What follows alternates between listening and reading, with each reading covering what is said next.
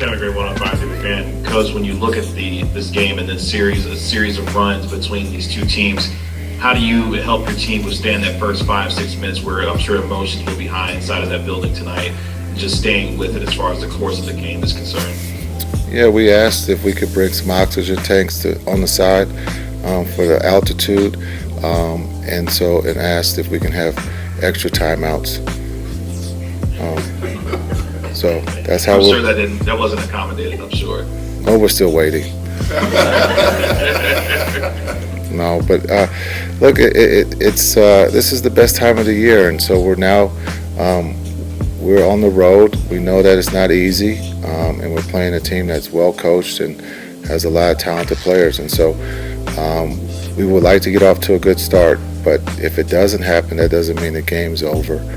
We just have to stay together, and that's kind of been our motto all year, is to stay together no matter what happens in those first couple minutes of the game. We just have to stay the course, and the guys have done that. In a stunning turn of events, the Dallas Mavericks have taken a 2-1 series lead after getting yet another fantastic performance from Jalen Brunson and the Mavericks bench doing a number on the Utah Jazz. This is Inside the Mavs right here on Kevin Gray Sports. My name is Kevin Gray. You can find me on Twitter, Facebook, and Instagram at Kevin Gray Sports. Be sure to hit that subscribe button right there for all things Kevin Gray Sports here on YouTube. And you can catch me on your home of the Dallas Cowboys and Texas Rangers, 105.3 The Fan. The Dallas Mavericks get a 126-118 win on the road in game number 3 against the Utah Jazz, where they had 7 guys in double figures, including Jalen Brunson, who had another 31 points to give him 72 points and only 1 turnover in his last 2 games. The Dallas Mavericks used a combination of Josh Green, Davis Bertans, and Maxi Kleber to go 14 of 20 from the field, 11 of 17 from the three-point line, and they walk out of game number 3 with a 2-1 series lead, take back home court advantage, and now put themselves in position to possibly welcome back Luka Doncic in game number 4. More on that here as this video goes on. But give credit to the Dallas Mavericks and their resiliency throughout this ball game. They were up by 17 at the half, 68-51 after a devastatingly good first half where you saw the likes of Josh Green, who hit 3 3-pointers, Davis Bertans, Maxi Kleber, all getting off to hot starts for the Dallas Mavericks in the first half. Josh Green in this game wound up having 6 assists, and he was absolutely terrific with his energy, his hustle, and his defense. More on him in just a moment as well. But when you look at the Dallas Mavericks and what they did shooting the basketball, they shot nearly 50% from the field, shot nearly 43% from the three-point line, and went 18 of 42 in this game against the Utah Jazz. When you look at what they've done in the last 2 games, they've hit 43 pointers in their last 2 games. We saw them hit a franchise record 22 in game number 2 to get the win at home. Then they back it up with another 18 3-pointers in game number 3. Meanwhile, they hold the Utah Jazz to just 9 of 28 from the three-point line, just 32%. Now, the Jazz did shoot 56.5% from the field, but they were terrible from the three-point line. But give the Mavericks credit, as I mentioned, had 7 guys in double figures and saw Jalen Brunson once again put the team on his back to be able to help this team win down the stretch. One of the more fascinating developments of this series, probably the most stunning development of this series, the Jazz cannot guard Jalen Brunson. Whether it was Bogdanovich, whether it was Conley, whether it was Mitchell, whether it was Royce O'Neal, who had to take a cheap shot on Jalen Brunson in the back in the second quarter that sent him out for the last 4 or 5 minutes of the second quarter because he was getting cooked so much. The Jazz simply cannot guard Jalen Brunson. He got into the lane at will, could create at will, was able to finish at the rim, had several and ones in this game. Jalen Brunson has turned himself into the best player in this series on both teams so far through the first 3 games. Even when you go back to game 1 where he didn't shoot the ball well with 9 or 24 from the field, he was getting to the bucket and getting the kinds of shots that he is normally accustomed to. He just wasn't knocking them down. He has done that over the last 2 games, and as I mentioned, 72 points and just 1 turnover. When you look at the likes of who have done that in NBA playoff history, the only players who have had 72 points, at least 72 points, and 0 or 1 turnover, Jamal Murray, LeBron James, Michael Redd in 2006, Karl Malone, and Michael Jordan. That's it. That's the list of who has had at least 72 points and 0 or 1 turnovers in a 2-game span in the NBA playoffs. That is the kind of historic company Jalen Brunson is keeping in. More numbers when it comes to Jalen Brunson. So far in this series, he is averaging 32 points, shooting nearly 51% from the field, over 41% from the three-point line, over 5 rebounds and 5 assists per game, becoming the 7th player in franchise history to record back-to-back playoff games with 30 points, joining Dirk Nowitzki, Luka Doncic, Mark Aguirre, Monte Ellis, Nick Van Exel, Rolando Blackman, and now Jalen Brunson joins that list. He has been absolutely sensational so far in the first 3 games of this series, especially in the last 2, obviously. But it was the bench of the Dallas Mavericks that did a number on the Utah Jazz. They outscored the Utah Jazz 49-24 in terms of the bench points. And more importantly, they kept it in single-digit turnovers at the Mavericks, only having 3 turnovers in game number 2, only had 9 turnovers in game number 3. And check this out. They were even in the rebounding category. They tied the Utah Jazz 32-32 in the rebounding category. Now, things got tight, especially as it was in the third quarter. The Utah Jazz, when you look at what they did, they outscored the Dallas Mavericks 40-29. That's because they finally decided, did Quinn Snyder, to get Rudy Gobert and Hassan Whiteside off the floor, and they went super small with Eric Pascal at the 5.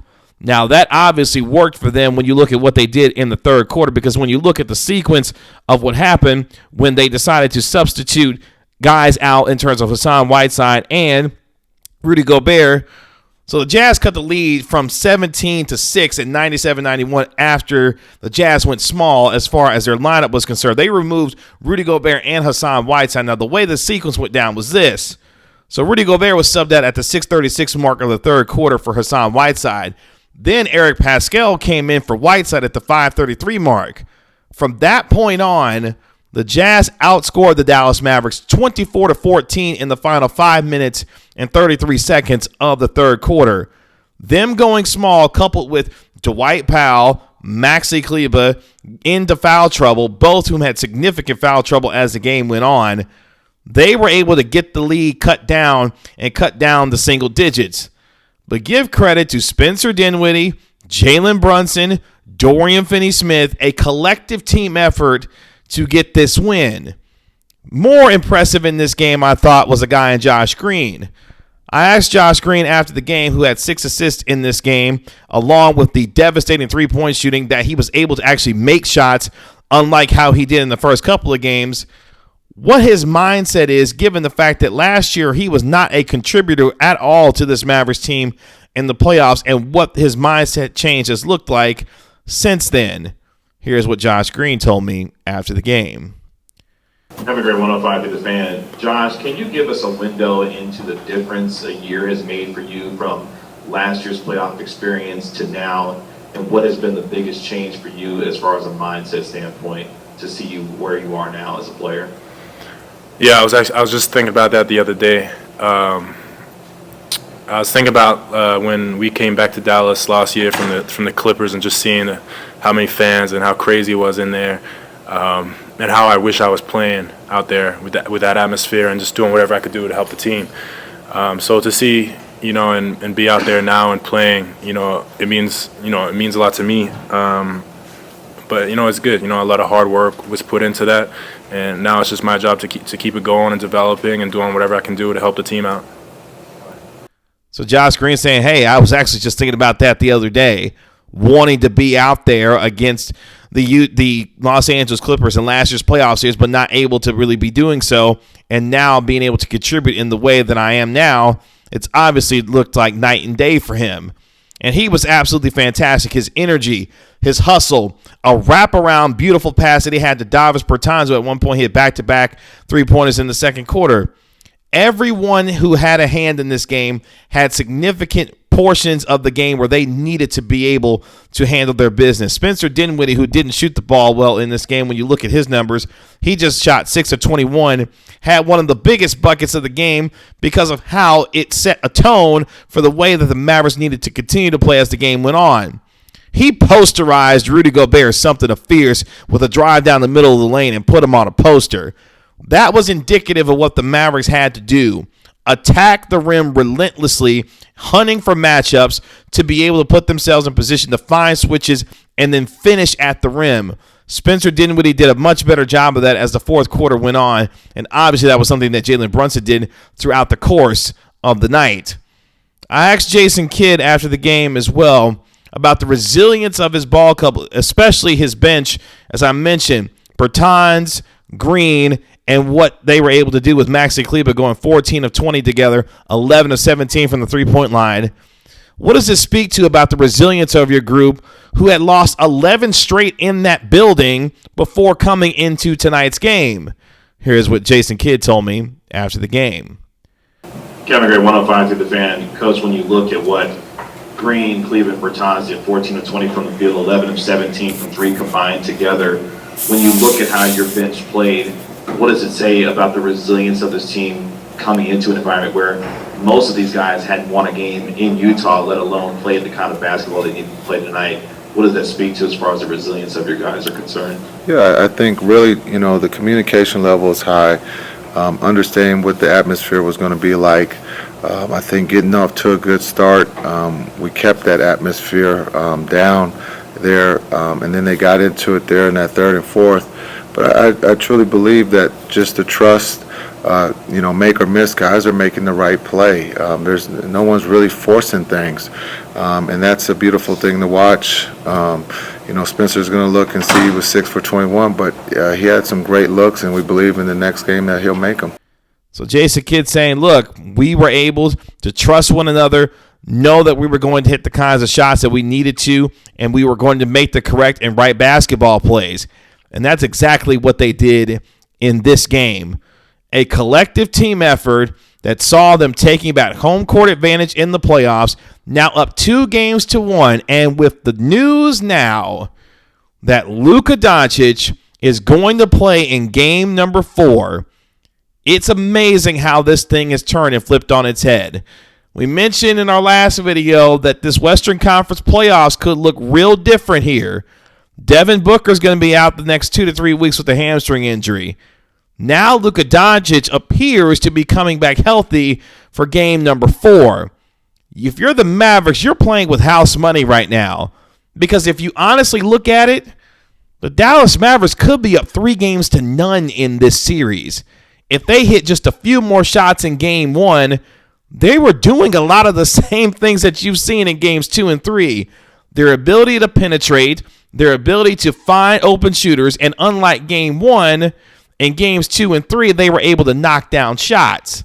And now going into game 4, where you're going to be getting back a legitimate MVP candidate, a guy who should finish in the top 5 in the NBA's MVP voting, a guy who will be first team All-NBA for the 3rd consecutive year, and now he's watched his team in back-to-back games win without him, and more importantly, show the blueprint to him about how he can attack and get after the Utah Jazz. The Jazz are vulnerable. They are not in a position right now to feel good about anything that they did in game number 3, aside from shooting the basketball the way that they did from the field, because they were not good again from the three-point line. But what's most concerning, if you're the Utah Jazz, you made the one adjustment that you thought you could that would help you win a ball game. And while it worked to cut the lead down to single digits, it didn't help you win. I didn't understand midway through the fourth quarter why Quinn Snyder, the head coach of the Utah Jazz decided to insert Rudy Gobert back into the game, knowing the kind of effect that Eric Pascal had on the game from his ability to stretch the floor, to shoot from the three-point line, and defensively be able to help out against the Dallas Mavericks. Now, don't get me wrong, they were continuing to hunt him on the defensive end and trying to exploit matchups because they could take him to the basket. But he had a dramatic imprint on the game, which led me to believe that they would continue to leave him in instead of taking and putting in Rudy Gobert and Hassan Whiteside. Nonetheless, though, now here we are. The Dallas Mavericks up 2-1 on the road with Luka Doncic coming back for game number 4. They have a chance now to get greedy, put their foot on the throat of the Utah Jazz, and possibly come back to the American Airlines Center on Monday for a closeout game in game number 5. Again, a stunning turn of events the way that this has gone down. And if you're the Dallas Mavericks, you are playing with all the confidence in the world, knowing that you've got number 77 coming to help you, and you have a chance to close this thing out potentially in your own building on Monday.